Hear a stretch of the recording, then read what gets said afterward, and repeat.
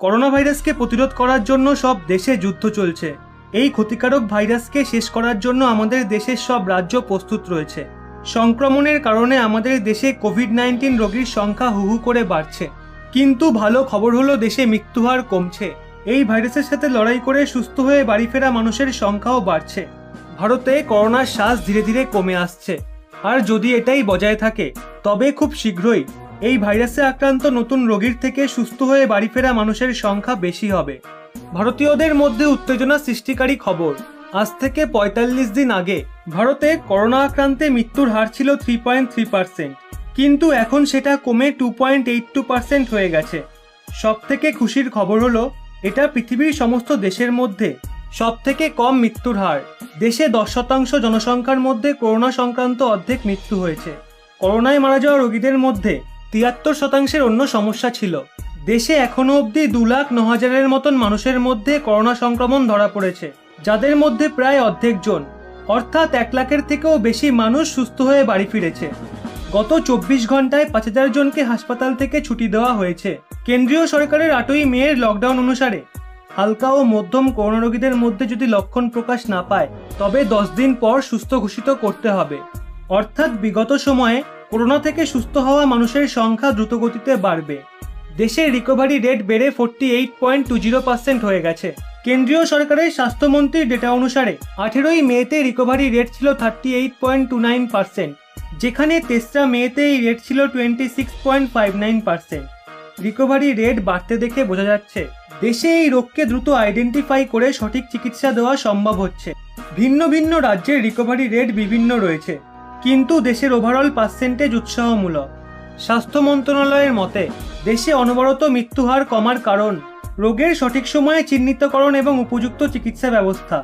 কিন্তু আধিকারিকদের মতে রাজ্যে করোনার দাপট বাড়তেই থাকবে, কারণ পরিযায়ী শ্রমিকরা বাড়ি ফিরছে আর লকডাউনেও ঢিল দেওয়া হয়েছে।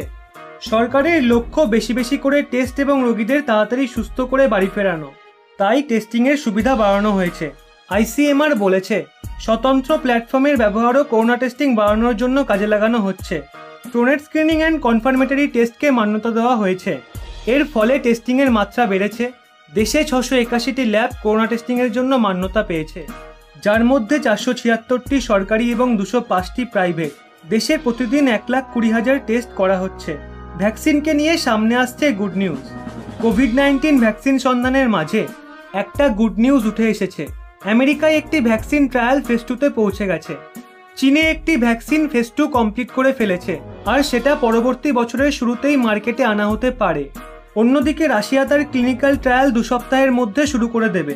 দুনিয়ায় কোভিড-19 ভ্যাকসিন বানানোর দৌড় চলছে, আর প্রায় 120টা ভ্যাকসিন নিয়ে কাজ চলছে। তার মধ্যে 10টা ভ্যাকসিন হিউম্যান ট্রায়ালের ফেজে রয়েছে। এখনও অবধি যেই ভ্যাকসিনগুলো প্রমিসিং প্রমাণিত হয়েছে তার মধ্যে রয়েছে চীনের ক্যানসিনো অ্যাডিনোভাইরাস ভ্যাকসিন, অক্সফোর্ড ইউনিভার্সিটির অ্যাডিনোভাইরাস ভ্যাকসিন, মডার্নার mRNA ভ্যাকসিন এবং নোভাভ্যাক্স। এছাড়াও অনেক ভ্যাকসিনের প্রারম্ভিক ফল খুব ভালো মিলেছে।